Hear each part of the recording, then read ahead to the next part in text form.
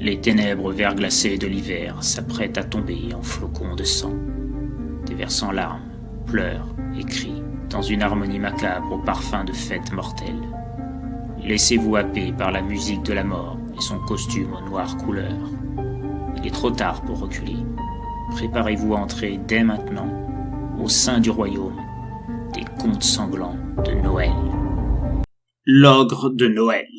On dit souvent que les légendes autour des créatures de Noël ont été inventées dans le seul but de faire peur aux enfants, pour les inciter à être obéissants envers leurs parents, ou pour éviter qu'ils ne rentrent tard le soir, sous peine de se faire enlever et subir un sort peu enviable, les faisant disparaître à jamais, et ne laissant que des larmes à leurs proches. Mais parfois, ces légendes sont loin d'être des fables, et surtout cachent un secret que peu osent évoquer, car elles incluent les personnalités les plus importantes d'une communauté. C'est ce qui est arrivé aux habitants de la ville alsacienne de Wissembourg. Depuis de longues années, la tradition veut que le jour de Noël on danse et on chante autour de la statue placée en plein centre du village. Une manière de conjurer le sort du personnage que la statue représente.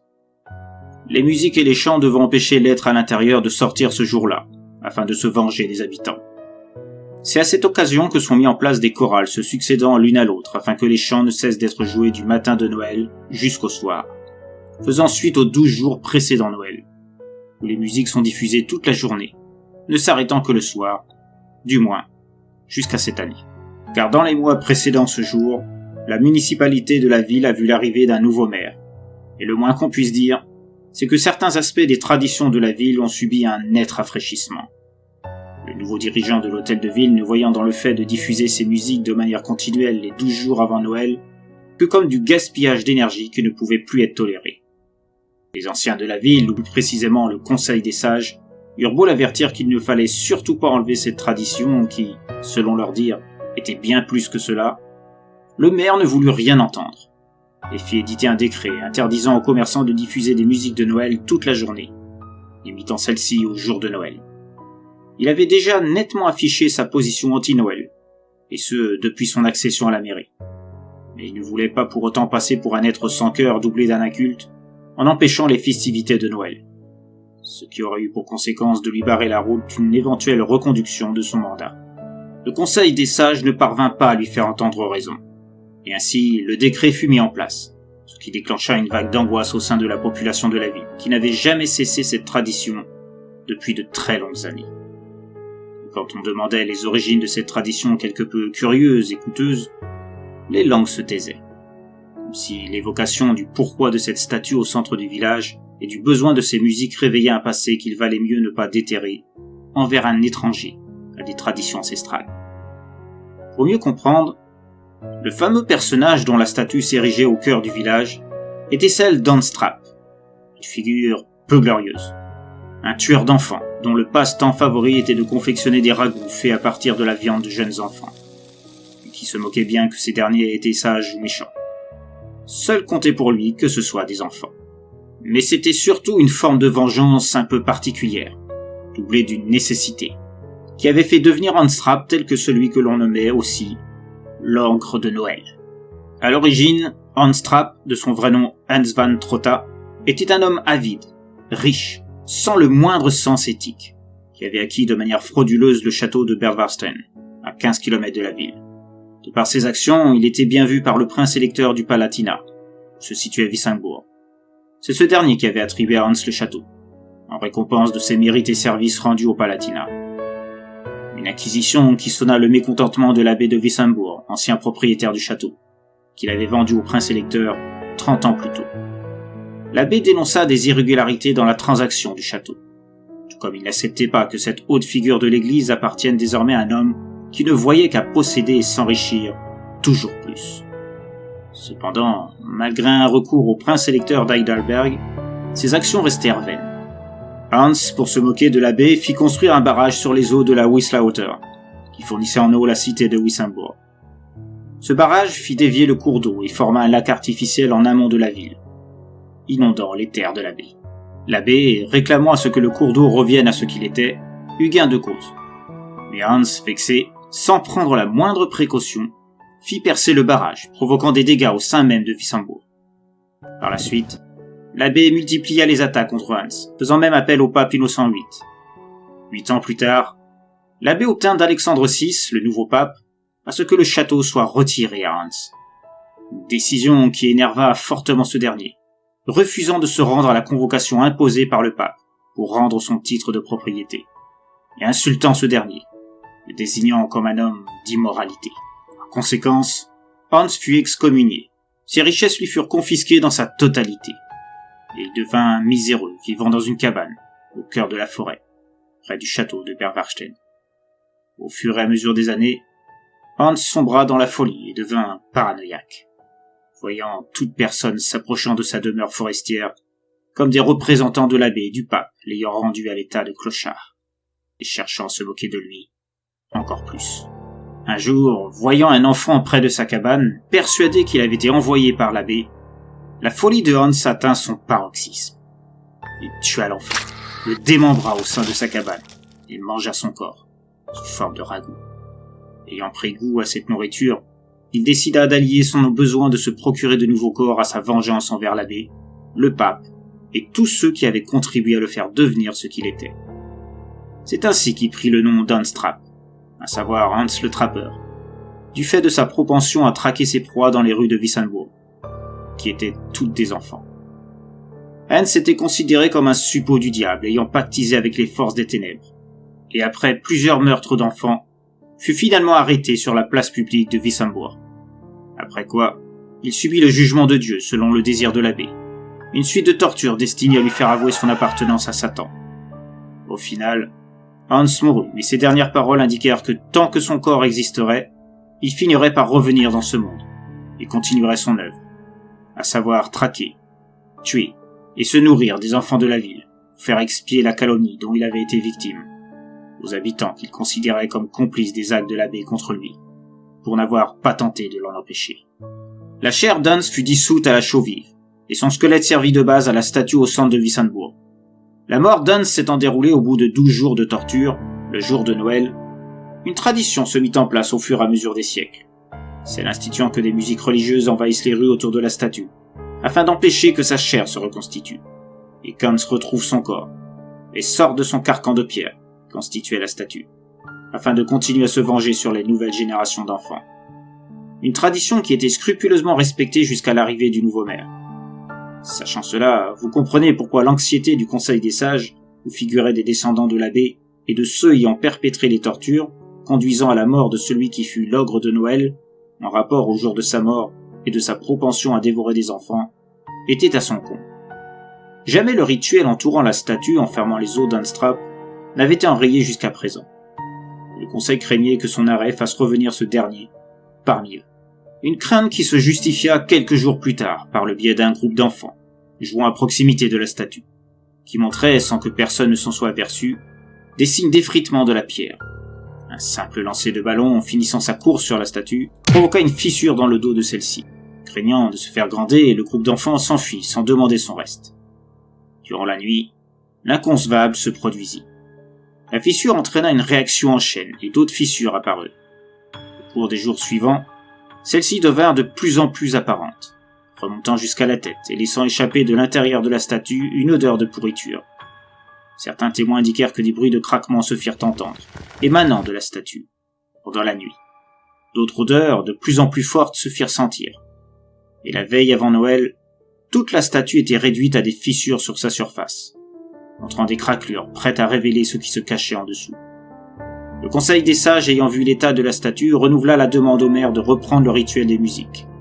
Et ce dernier confirma sa décision, leur indiquant qu'il n'avait que faire de superstitions ridicules, qu'il devait s'estimer heureux qu'il n'ait pas non plus supprimé les festivités concernant la statue, le jour de Noël également. Dépités, les membres du Conseil durent s'avouer vaincus devant l'insistance du maire de ne pas les écouter du danger qui se propageait. Ils espéraient malgré tout que ces fissures n'étaient qu'une coïncidence, que ce n'était pas le résultat de la malédiction proférée par Hans-Trap. Mais leurs doutes se transformèrent en certitude dans la nuit. À minuit pile, un grand fracas se fit entendre, venant de l'endroit où se trouvait la statue, réveillant plusieurs personnes alertées par le bruit. Plusieurs témoins affirmèrent avoir vu un corps sortir de la statue, dont la pierre avait totalement été projetée au sol, autour du socle de celle-ci. Il ne restait que quelques gravats. Et ce n'était pas le pire. L'être qui venait de sortir de la statue fut clairement identifié comme l'homme présent sur différents dessins représentant Hans Trapp. Un homme massif, porteur d'une barbe touffue et noire comme les ténèbres.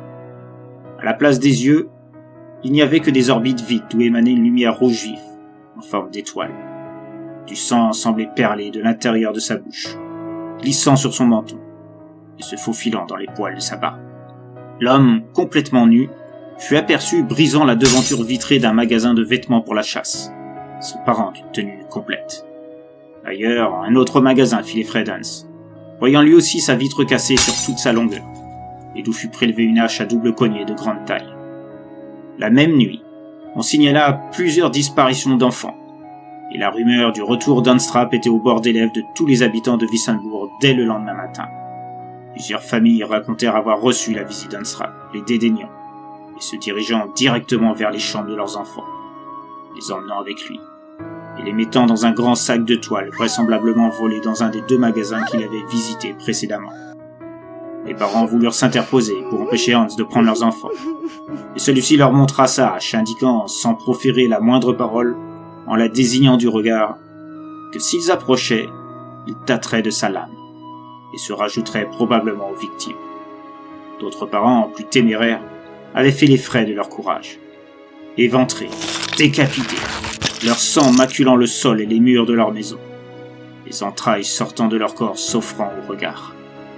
De nombreux cris se firent entendre, sortant du sac porté par Hans sur son dos, résultat de sa tournée macabre. Plusieurs personnes le virent se diriger en direction de la forêt proche. Sans doute se dirigeait-il vers les ruines de son ancienne cabane, peut-être des vestiges de son ancien château de Berwarsten. Personne ne fut assez fou pour tenter de le suivre et vérifier quelle direction exacte il prit. Toujours est-il que 6 enfants furent emmenés cette nuit-là, et tout le monde savait que ce n'était sûrement que le début. Hans reviendrait le lendemain et sans doute les jours suivants pour continuer sa moisson d'enfants. Ceux qu'il avait déjà enlevés, à l'heure actuelle, étaient sûrement déjà réduits à un tas de membres découpés, quelque part dans la forêt. Si Hans était revenu à son ancienne cabane, dont les histoires indiquaient qu'elle n'avait jamais été touchée depuis sa première mort, il y avait de fortes chances qu'il retrouve ses accessoires de découpe, ainsi que son four en pierre où il faisait cuire les membres de ses jeunes victimes, avant d'y plonger ses dents avec fougue, la chair finissant dans son estomac. Cette fois, le maire ne pourrait plus parler de superstition, les faits étaient là. Hans Trapp était de retour, et personne ne savait comment faire pour l'arrêter. Comment tuer ce qui n'est pas vivant? Ce n'était pas un zombie pour autant, mais bien pire que ça. C'était une entité de vengeance qui ne s'arrêterait que quand son appétit cesserait. Et qui pourrait dire quand celui-ci serait rassasié? Cela faisait des siècles que ses os étaient enfermés dans cette statue, à la vue de tous, piégés dans ce carcan de pierre, sans espoir d'en sortir, tant que la tradition était respectée. Et à cause de ce maire stupide qui n'avait rien voulu entendre, cette force démoniaque était en train d'étendre à nouveau son aura de terreur au sein de la ville. Le conseil des sages, demandant à voir le maire, faisant fi des gardes chargés de la sécurité des lieux, ne trouva qu'un homme apeuré, arpentant de long en large le devant de son bureau. Il avait les yeux d'un petit garçon conscient qu'il avait fait une énorme bêtise, et attendant sa punition. À la vue des membres du conseil, il tomba à genoux, demandant pardon de ne pas les avoir crus, de ne pas avoir porté crédit à l'existence d'Hans Trapp, dont on lui avait parlé bien avant de prendre ses fonctions. Mais il ne la considérait que comme une légende, et doutait qu'Hans Trapp ait réellement existé. Cependant, au vu des événements de la nuit dernière, il devait bien se rendre à l'évidence qu'Hans Trapp était bel et bien réel. Le maire assura qu'il allait démissionner. Il ne pouvait pas rester à ce poste maintenant qu'il était coupable d'une tragédie qui aurait pu être évitée. Mais l'heure était à la concertation sur ce qu'il comptait faire pour la suite, car il était certain qu'Hans reviendrait ce soir pour continuer. Mais le maire était d'une inutilité flagrante, tellement il était désespéré, tremblant sur ses jambes et n'ayant aucune solution à apporter. Le conseil sortit dépité et passa la journée à rechercher des informations auprès des bibliothèques, sans le moindre résultat. Quand Hans revint le soir avec son sac et sa hache, son costume taché de sang de toutes parts, signe évident de la mort des enfants qu'il avait emmenés avec lui la nuit précédente, des consignes avaient été données aux habitants de fermer portes et fenêtres. Alors, à coups de planches et de clous, chacun se barricada chez soi, faisant du soir de Noël un moment de terreur sans équivalent. Une vague de cris se fit bientôt entendre, venant de maisons n'ayant pas résisté à la hache d'Amstrad, transformant les lieux visités en antres de l'horreur, vidant de leurs organes les parents voulant l'empêcher de prendre leurs enfants, réfugiés dans leurs chambres, pleurant sous leur lit, dans des placards, suivant cela les recommandations de leur père, de leur mère. Ceux-là même qui se réduisaient en quelques instants à des corps sans vie, des morceaux de chair éparpillés un peu partout, parties de leur cerveau ayant volé dans les airs avant d'atterrir sur le dessus d'un meuble, offrant une décoration macabre aux futurs visiteurs. D'un pas alerte et calme, Hans se rendait dans les chambres, défonçant les portes, faisant voltiger les meubles, le séparant de ses proies. Il criait à tout rompre, complètement terrorisé. Des cris qui rendaient fou de joie Hans, une musique qui tintait merveilleusement à ses oreilles, comme la cloche annonçant le dîner dans les salles à manger des bateaux de croisière. En quelques minutes, les malheureux enfants, malgré leur résistance, finissaient au fond du sac d'Hans, avant que celui-ci passe à une autre maison où il ne trouvait pas plus de problème à s'emparer de ce qu'il était venu chercher. Tuant les imprudents parents qui croyaient être à l'abri derrière leurs planches de bois, mises aux fenêtres et aux portes, alors que rien ne semblait pouvoir supporter la force de cet être malfaisant et déterminé à remplir son estomac. La ville se remplit de dizaines de cris et de pleurs, de bruits de portes explosées à coups de hache, d'organes finissant leur course sur les lits des fenêtres, sur les rembarres des escaliers ou dans la cuvette de l'évier de la cuisine.